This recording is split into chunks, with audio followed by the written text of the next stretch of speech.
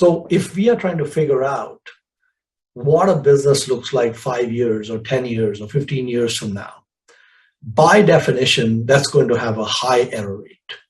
There are so many variables that can change those outcomes. Investing is one of the broadest disciplines you can engage in. The kinds of factors that affect the future performance of a business are numerous. They cross boundaries of different disciplines. And so one really has to be kind of a, Swiss Army knife kind of thinker of different ways.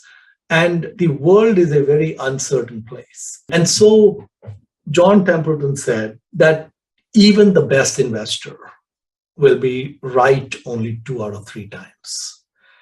And if your batting average is 65%, that's the top end of what you can expect as a batting average. If I looked at every acquisition Berkshire Hathaway did, they may have done maybe 100 acquisitions in the last 50 years. A majority of those acquisitions, I don't think worked.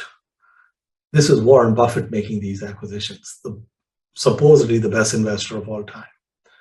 And there were lots and lots of bets he made on retailers that did not work. So when I look at someone like Warren Buffett, and I look at his track record when he's bought retailers, it's a terrible track record.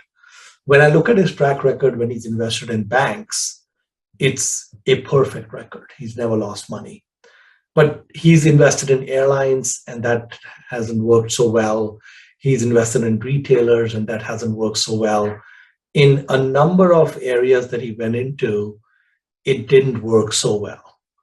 But I gave you the extreme example of my investment in Amazon.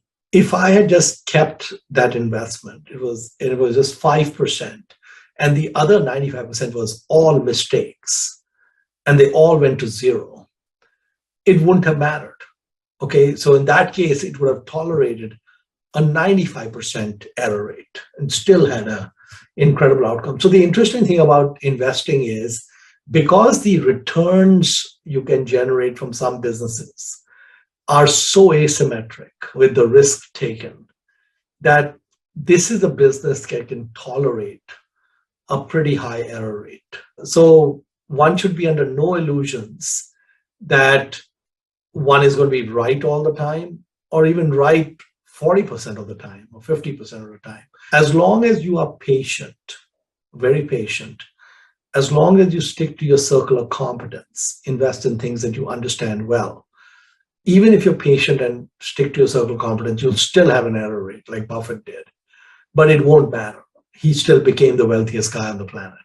It didn't really matter. Mistakes are part of the landscape. We embrace them. We learn from them. Don't try to learn too much from them. And we keep moving forward. Even the best investors in the world are right only 2 out of 3 times. That's roughly a 65% success rate. The greatest investor of all time, Warren Buffett, does not have a 100% winning rate. Through Berkshire Hathaway, he has made hundreds of investments, and many of them did not work. He invested in retail, and except for Nebraska Furniture Mart, most attempts struggled. He invested in airlines, and that story did not end well either. He stayed away from tech for decades and only bought his first tech stock at the age of 81, IBM in 2011, and later Apple in 2016, which likely became one of his biggest winners. When you look at Buffett's journey, a journey that created trillions of value, you still see plenty of mistakes. He was brilliant with banks, yet Wells Fargo disappointed. He was exceptional with insurance, and he still calls Geico the best investment of my life. But here's the point. If Warren Buffett can have a lower success rate and still be called the god of investing, then you and I are allowed to make mistakes too. The real magic lies in holding on to the one great stock that blooms. Charlie Munger once said, "The money is not in buying and selling, but in the waiting."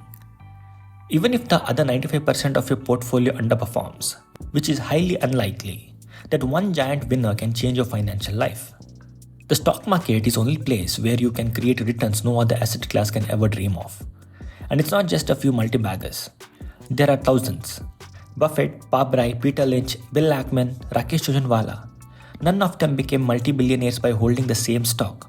They built wealth by owning different stocks and using their specialization across their investing careers. So sit back, keep learning, watch videos like this, do your research, and forget the fear of being wrong. Remember this one truth. You need just one great stock in your entire investing career. As Mohnish Pabrai says, heads I win, tails I don't lose much. That's a mindset that creates fortunes.